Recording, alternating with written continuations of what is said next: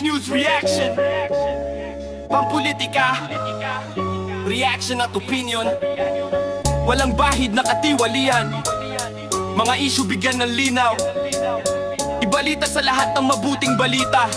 Administrasyon man o oposisyon, purong politika na maglilinaw sa tamang balita. Labanan ng kalokohan, fake news at trolls. Kung tama papalakpakan, kung mali ay babanatan. Kung nasa tama ka, ipaglaban.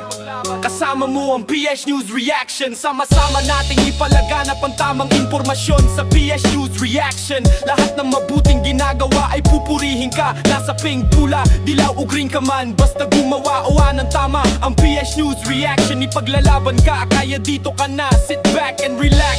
Like, share, and subscribe. PH News Reaction. Banat! Banat!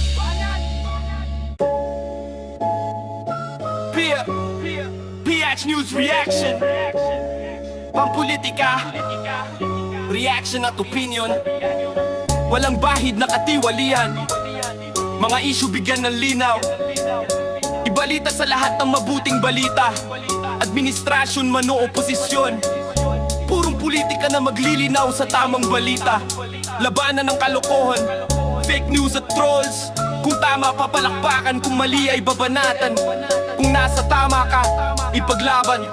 Kasama mo ang PH News Reaction. Sama-sama nating ipalaganap ang tamang impormasyon sa PH News Reaction. Lahat ng mabuting ginagawa ay pupurihin ka. Nasa pink, pula, dilaw o green ka man, basta gumawa o ng tama. Ang PH News Reaction, ipaglalaban ka. Kaya dito ka na, sit back and relax.